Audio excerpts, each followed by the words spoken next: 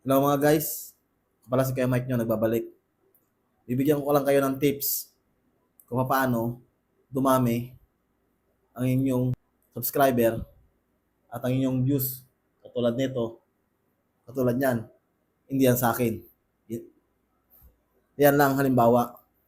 Pero ang marami sa akin ay yung videos. Pero more or less, marami doon is copyright. Hindi copyright ang video, copyright ang sounds.